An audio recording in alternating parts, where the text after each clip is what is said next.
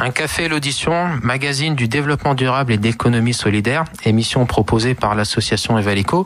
Et ce soir, on retrouve encore une fois nos fidèles jeunes services civiques. Bonsoir Gaspard. Bonsoir Bilal. Léa. Bonsoir. Romain. Bonsoir. Clémence. Bonsoir. Emilio. Bonsoir. Et Nicolas. Bonsoir. Voilà, donc tout ce beau monde pour nous parler, dans cette ambiance, on va dire, contestataire, où beaucoup de choses sont remises en question, que ce soit d'un point de vue sociétal, environnemental, écologique, politique, numérique, etc., etc. Nous, on voulait être un petit peu positif dans ces débats-là et proposer des choses justement constructives et qui sont, on va dire, à portée de main par tout un chacun. Et donc, on voulait parler de lieux alternatifs. Bien sûr avec l'angle, parce que les lieux alternatifs, il y a énormément de débats passionnels là-dessus par différents acteurs et experts, mais nous on voulait vraiment avoir cette approche lieu alternatif sous l'angle développement durable. Du coup, est-ce que Emilio, tu peux nous donner une petite définition de tout ça? Oui, on pourrait dire que les lieux alternatifs sont des espaces qui peuvent se positionner en opposition ou en complémentarité de la société institutionnalisée. Ouais, c'est-à-dire que c'est vraiment un lieu qui peut être en réaction de certaines lois ou certaines conditions sociales, dire nous on veut proposer autre chose. Oui, bien sûr, c'est un mouvement qui a débarqué en Europe dans les années 70. En fait, c'est un mouvement d'appropriation spontanée de lieux, d'anciennes friches. Et on peut prendre l'exemple, par exemple, de la friche à Nice, qui s'appelait au début la Brèche. C'est un espace désaffecté de 400 mètres qui accueille plusieurs types d'artistes, d'art différents, et c'est un lieu très intéressant et qu'on peut dire alternatif parce que on n'a pas l'habitude de voir des lieux comme ça. Dans quel sens? Qu'est-ce qu'on peut voir dans ces lieux qu'on verrait pas ailleurs, par exemple? Déjà dans ces lieux, il y a une première partie qui peut s'appeler le projet culturel. Donc ces lieux sont basés quand même sur une logique d'échange, de mobilisation des populations. Et ça change aussi le rapport à l'œuvre d'art. Et à part ce but culturel, on a aussi une visée sociale parce que c'est des lieux qui fonctionnent grâce à la coopération et grâce au réseau non institutionnel. Voilà, donc ce qu'il faut entendre par là, c'est que par exemple les personnes qui habitent sur ces lieux-là sont force de proposition et sont pas soumises à des lois ou qui viendraient d'une hiérarchie en fait sur laquelle ils n'auraient pas forcément main mise.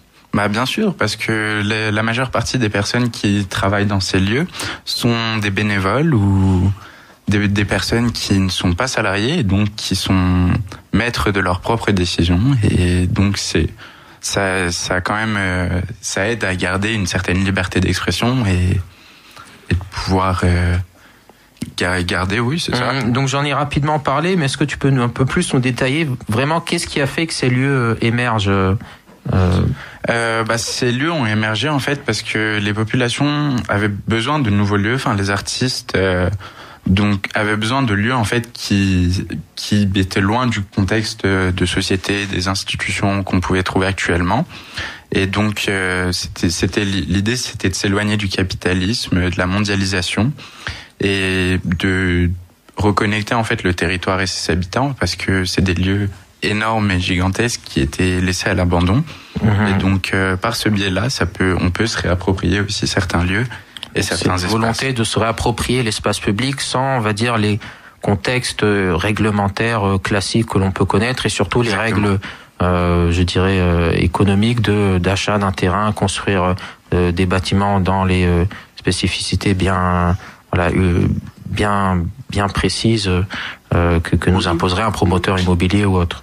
Oui, bien sûr, parce que c'est, comme je l'ai dit au début, c'est un lieu d'appropriation, et donc les personnes y vont sans forcément d'autorisation légale, et après, soit ils trouvent un accord. Donc c'est vraiment un autre moyen de vivre, en précisant tout de même que l'idée n'est pas forcément de vivre dans l'illégalité et contre toutes les lois qui existent, mais c'est vraiment s'approprier un espace en posant des règles, je dirais, plus citoyennes. Merci pour cette petite introduction. Là, on va peut-être enchaîner avec la genèse en fait de ces lieux, parce que nous, ce qu'on sait sur Evaléco, c'est que les moyens sont aussi importants que la fin, c'est-à-dire que ce qu'on y fait dans ces lieux alternatifs est pour nous aussi, tout aussi important de la manière dont sont nés en fait ces lieux-là. Donc, est-ce que Léa, tu peux sur certains exemples, nous dire bien comment un collectif de personnes diverses et variées ont pu être amenés à créer ces lieux dits alternatifs? Oui, on a voulu se concentrer un petit peu sur le processus de création de ces lieux qui nous paraît important, et pas seulement se focaliser sur ce qu'on y fait maintenant et leur fonctionnement. Même si on y reviendra bien sûr tout de suite après.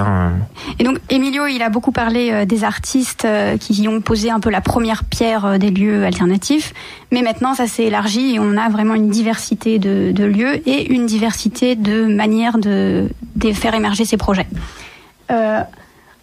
Une des premières formes, peut-être la plus originale, la plus remarquable, c'est des contestations. En fait, on a des citoyens qui vont contester l'intérêt général qu'on affirme autour de grands projets d'infrastructure, et ils vont se rassembler donc pour former une lutte contre ces projets.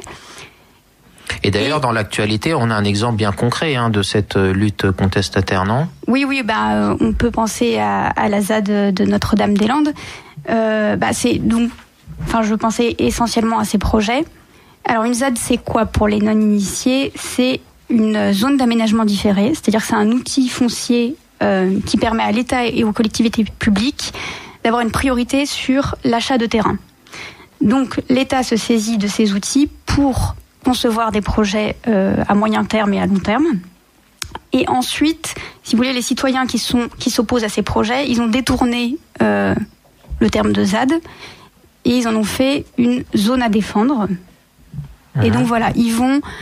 au départ, c'est une lutte contre le projet, et cette lutte prend la forme d'une appropriation illégale du terrain pour vraiment concrétiser leur contestation et montrer qu'ils ont un projet pour ce terrain autre que le projet officiel d'infrastructure. Donc on est dans un passage, je dirais, éphémère de l'illégalité à la légalité, et c'est une forme de contestation sociale dans le sens où un collectif de personnes s'est dit non, on ne veut pas de votre projet malgré le fait que vous soyez des institutions et qu'on a nous quelque chose de plus proche des enjeux et des besoins du territoire à proposer. Voilà, ils considèrent qu'en occupant les terres, ils ont une légitimité sur le choix du devenir de ce terrain. Et qu'ils n'ont pas à accepter en fait un choix qui est imposé nationalement par des gens qui se trouvent à Paris. Voilà, qui se trouvent à Paris, qui beaucoup contestent et estiment être un petit peu déconnectés de la réalité. Voilà. Avant de revenir juste sur la réappropriation de ces lieux-là, je propose une petite pause musicale. Vous êtes toujours avec nous sur Agora Côte d'Azur avec votre émission Un café et l'audition. Donc après cette petite interlude musicale qui nous parlait de la rage des citoyens et la contestation sociale, pour laquelle on essaye nous d'apporter une solution parmi d'autres à cette fameuse rage-là. Et donc on parlait justement des lieux alternatifs, de leur genèse. Et on s'est quand même on a beaucoup focalisé sur les lieux alternatifs, on va dire opposés plus ou moins directement aux institutions, mais en fait les lieux alternatifs ne sont pas qu'une opposition brutale à ces institutions-là. On a des exemples, Nicolas. Exactement. Je crois que tu peux nous en parler. Oui, on peut parler notamment des Grands Voisins dans le 14e arrondissement de Paris, qui fait suite à la fermeture de l'hôpital Saint-Vincent-de-Paul à la fin de l'année 2011. Et la mairie de Paris a donc confié le site à l'association Aurore, dans le but d'apporter une solution d'hébergement d'urgence aux personnes en situation de précarité. L'espace n'étant pas entièrement occupé, d'autres associations ont suivi le pas. Et finalement, le site a accueilli plus de 200 associations, start-up, artisans, artistes, en leur permettant de bénéficier d'espaces de travail à loyer modéré.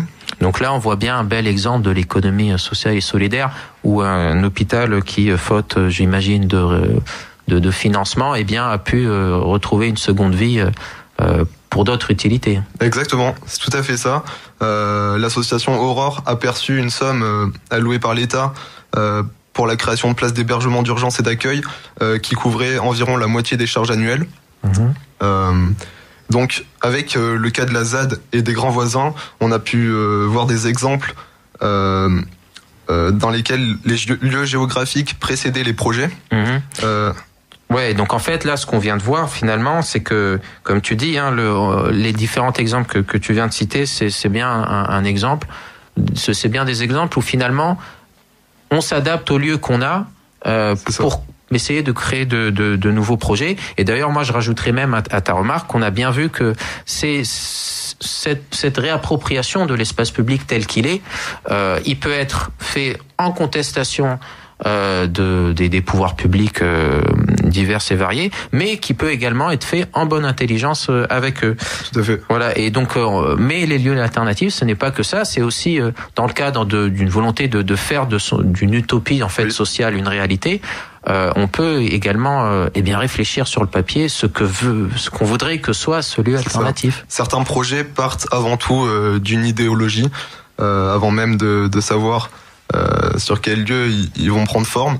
On peut parler des oasis portés par le mouvement Colibri qui a été créé en 2007 sous l'impulsion de Pierre Rabhi et qui aspire à la construction de la société de demain, plus humaine et plus écologique. Très vaste programme.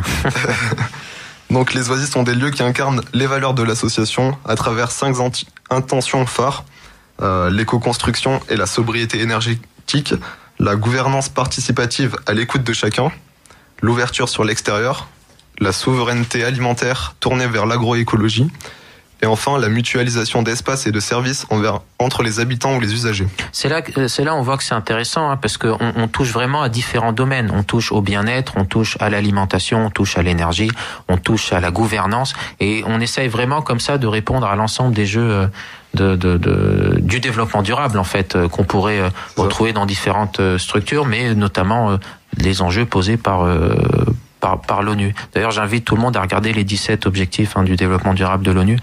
C'est super intéressant. On voit bien que ces 5 éléments que tu viens de nous donner rentrent bien dans ces objectifs-là. Mais est-ce qu'il n'y a pas d'autres exemples de lieux alternatifs à part les oasis ? Oui, on peut parler notamment du cas du kibbutz. C'est un Donc là, ouais, juste, c'est vrai que là, on part vraiment sur, on va plus loin finalement. Là, c'est même plus, c'est vraiment une nouvelle forme de en arrière aussi, dans le temps. Oui, alors, oui, bien sûr, mais c'est vraiment une nouvelle forme de vivre. Exactement, monsieur. Eh bien, déjà, kibbutz, c'est un mot qui en hébreu signifie assembler ou ensemble. Il s'agit de camps socialistes en Israël, à vocation principalement agricole et qui ont fait sa renommée à ses débuts, c'est-à-dire ils étaient en plein essor dans les années 50. Ils existent encore d'ailleurs un peu dans une certaine mesure.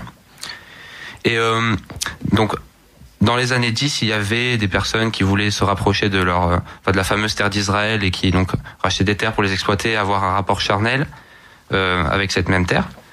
Et c'est greffé dessus le kibbutz qui est lié aussi dans ses fondements de ce pays. Et donc c'était mis en place par certains leaders qui étaient socialistes et laïcs. Mais nous aurons l'occasion d'en reparler plus tard. Là, il s'agissait juste de la genèse de ce mouvement. Et là, le mot est on ne peut mieux choisi. D'accord, en fait, c'est vraiment la constatation de dire voilà, on a un peuple qui a des revendications là pour le coup religieuses, qui souhaitent revenir sur les terres de leurs ancêtres et qui dans ce cadre-là se mettent en communauté pour vivre à leur manière cette harmonie finalement à la nature que beaucoup d'entre nous souhaitent revenir. En tout cas vivre. Oui. Non, t'as pas de question particulière, Gaspard. Bon. Je crois qu'on a les informations régionales dans quelques secondes. Mais dans quelques secondes. Donc là, on vous a parlé de la genèse des lieux et on va bientôt entamer la partie sur ce qu'on fait dans ces lieux. Vous allez voir que si on parle de lieux alternatifs, c'est parce qu'on a véritablement une diversité de thèmes qu'on repense et qui font que on invente des nouveaux modes de vie. Oui, des nouveaux modes de vie et puis également des nouvelles façons de se réapproprier l'espace public. C'est vraiment ça l'espace public qui est important. Et l'espace privé, parce qu'on n'a pas que des espaces publics qui sont réappropriés. On pourrait parler Nuit debout comme forme de réappropriation de l'espace public. Mais qui est aussi né d'une contestation, pas forcément un lieu alternatif. La loi travail. Donc vous êtes avec nous sur Agora Côte d'Azur pour votre émission Un café l'audition. Et donc nous on était en train de parler en fait des lieux alternatifs, comment ils ont émergé et sous quelle forme ont émergé ces lieux-là. Mais maintenant, il faudrait quand même qu'on rentre dans le vif du sujet. Et du coup, Gaspard, est-ce que tu peux nous dire, par exemple, pour l'Oasis, qu'est-ce qu'on y fait concrètement dans ces lieux alternatifs et qu'on comprenne vraiment ce qu'est un lieu alternatif? En fait, on y fait plein de choses. Donc ces lieux, on l'a dit, sont des lieux généralement avant-gardistes sur le développement durable. Donc on y produit des aliments, mais de manière plus durable. On y travaille différemment, on prend des décisions, on vit en communauté, on vit une autre forme de démocratie. Il propose aussi une autre manière de se loger et une autre manière de former les enfants et d'éduquer les enfants et les adultes tout au long de la vie.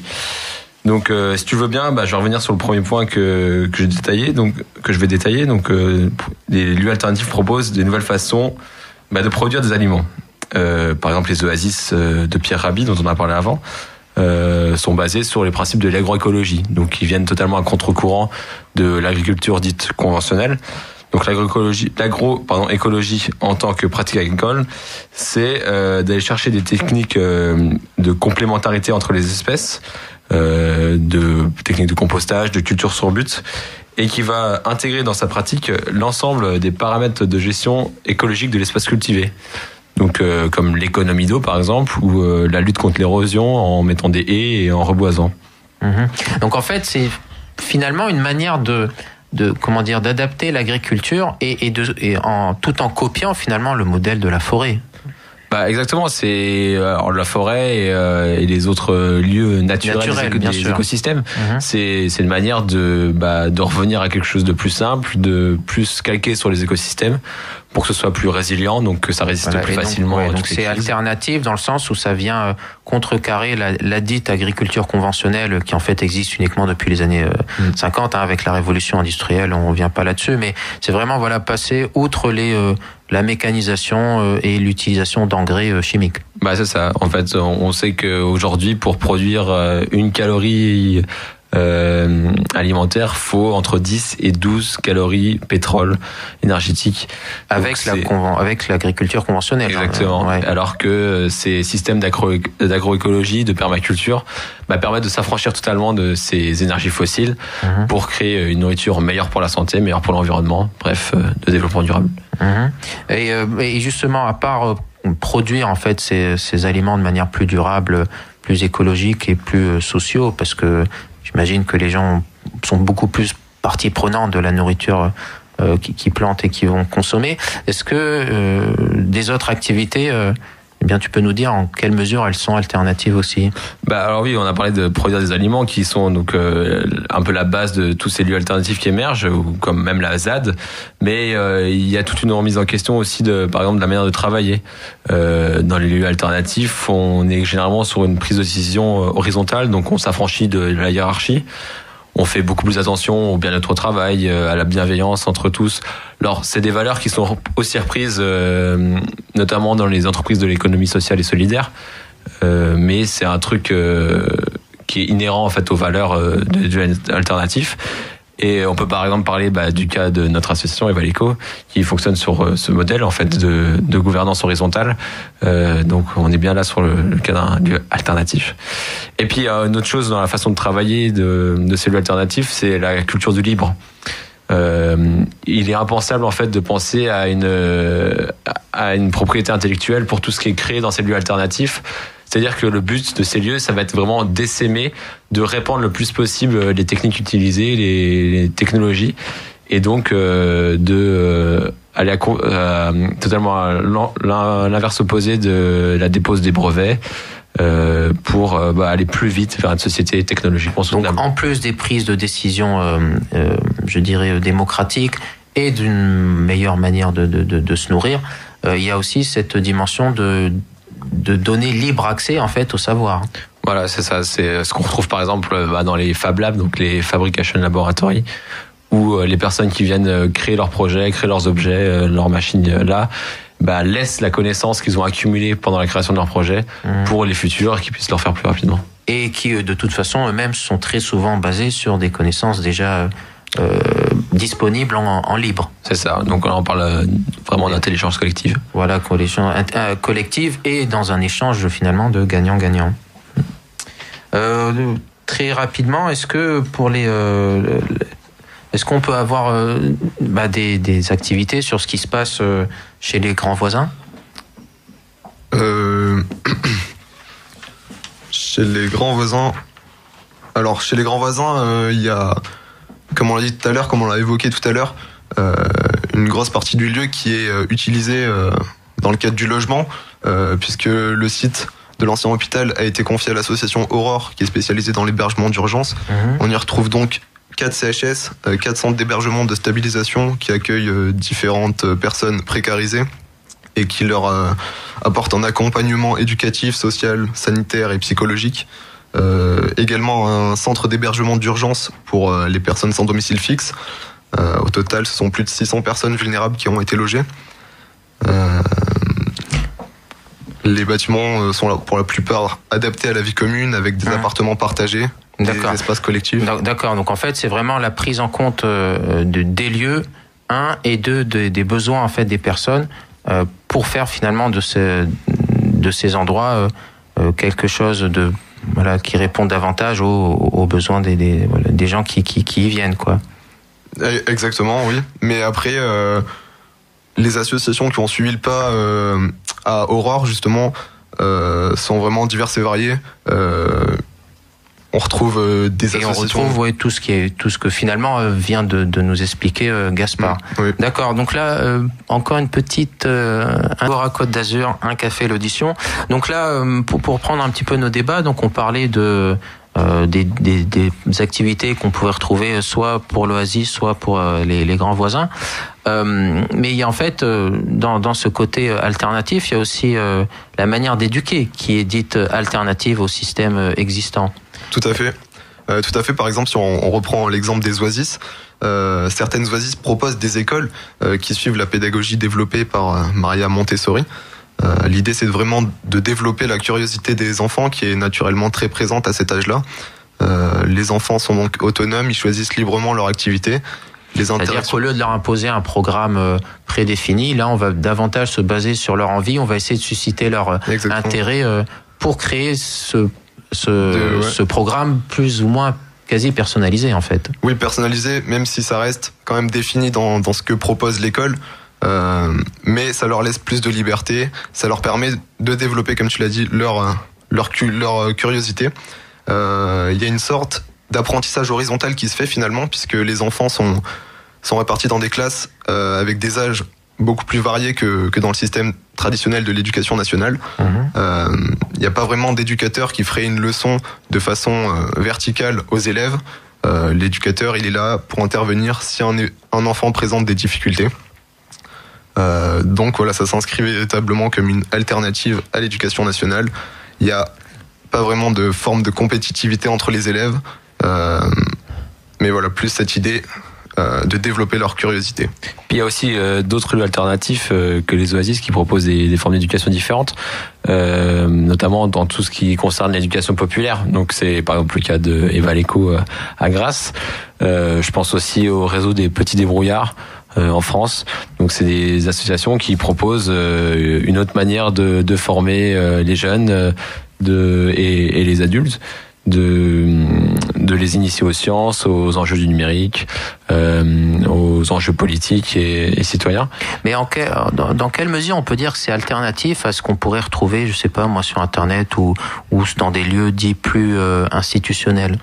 C'est vraiment basé sur l'échange en fait. Par exemple, dans le cas des Fab Labs, dont j'ai parlé juste avant, il n'y a pas un maître, un élève, c'est chacun apprend à l'autre et donc on a et ainsi de suite. Donc on est vraiment sur une communauté en fait qui échange et qui apprend l'une de l'autre et donc ça crée une véritable intelligence collective. Donc la personne qui organise l'atelier peut autant apprendre que donner de savoir qu'elle a déjà reçu. En plus de l'éducation populaire, on a aussi l'art qui peut rentrer dans. On peut parler de l'éducation culturelle parce que, comme on l'a vu au début, en fait, ces lieux sont nés au début pour un besoin culturel, en fait. Donc l'idée, c'était de réhabiliter ces bâtiments pour pouvoir utiliser en fait l'espace librement, parce que déjà il y a un côté architectural qui permet d'avoir des grands espaces, et ça laisse libre cours à l'imagination et au projet artistique. L'art l'art au sens prof, l'art n'est plus, grâce à ces lieux, l'art n'est plus abstrait, mais en fait ça devient un travail de mémoire en fait du monde industriel, parce que on réutilise ces friches et voilà. Après, en plus, on peut aussi noter quelques points communs en fait entre l'art et l'industrie, parce que il y a des grands, les deux nécessitent. Donc c'est vraiment espaces. Donc là c'est vraiment l'art qui re-questionne les différentes pratiques qu'on peut avoir, que ce soit industriel ou autre. Moi j'ai quand même envie de poser une question dans tout ce qui est attrait en fait aux lieux alternatifs, c'est que finalement c'est vraiment une nouvelle façon de faire par rapport à l'ordre, on va dire, établi. Bon, si je prends, je sais pas moi, Google par exemple, tout hasard, qui propose ces open space où ces salariés travaillent dans une nouvelle façon, de nouvelles façons. En quoi ce serait pas un lieu alternatif, ou est-ce que c'en est un? Qu'est-ce que vous en pensez? Nous, on a pensé les lieux alternatifs comme une alternative à tout ce qui est dominant. Google s'inscrit quand même dans l'idée d'une économie productiviste, consumériste, où certes on va peut-être consommer de l'internet, mais on va consommer. Il y a une forte idée quand même de lucrativité derrière. Et là, tous ces espaces, c'est pas ce qu'ils recherchent prioritairement. D'accord, c'est plus un enrichissement personnel, un enrichissement sur le vivre ensemble. Donc en fait, c'est finalement les finalités de ces grands groupes, je prends Google, ça peut en être d'autres, c'est les finalités qui fait qu'on peut pas vraiment parler de lieux alternatifs. Je te renvoie à l'émission du mois dernier. En fait, Google n'est pas un lieu du développement durable. Tout ce qui génère comme pollution et leur modèle de développement est totalement incompatible avec le développement durable. Et donc d'après toi, parce que c'est pas développement durable, alors c'est pas lieu alternatif. C'est pas lieu alternatif tel qu'on l'a défini en tout cas aujourd'hui. Après, on peut dire qu'il propose une alternative à la vieille façon de fonctionner économique, mais je pense pas que ce soit des avant-gardistes sur des nouvelles manières de penser la société de demain en tout cas. Et deuxième petite question là qui me vient, en quoi finalement comment vous voyez ces lieux alternatifs là qu'on a un petit peu rapidement expliqué à travers des exemples très précis, la ZAD, les oasis, comment ces lieux là déjà pourraient se démocratiser et devenir finalement une nouvelle mode, avec les risques que ça pourrait entraîner, de devenir la nouvelle référence. Est-ce que c'est vraiment un nouveau... Est-ce que c'est vraiment le futur, finalement, ces façons de faire? Quand on parle de lieux alternatifs, c'est aussi, c'est quelque chose qui commence également à s'inscrire dans le temps. Ça fait plus de 40 ans que c'est là. Et donc, maintenant, il faut penser durable. Donc, comme disait Gaspard, un lieu alternatif, c'est un lieu aussi de développement durable. Et donc, ces lieux, je pense, selon moi et mon avis personnel, seront encore là dans un moment et peuvent s'inscrire dans le temps, parce que c'est tout simplement une alternative en fait à tout ce qu'on peut trouver actuellement dans la société. Et après, si cette alternative peut être normée, tant mieux. J'ai envie de dire. Donc finalement, ça n'a pas vocation à être éphémère et contestataire. Ça peut finalement rentrer dans les codes de notre société, ces lieux-là.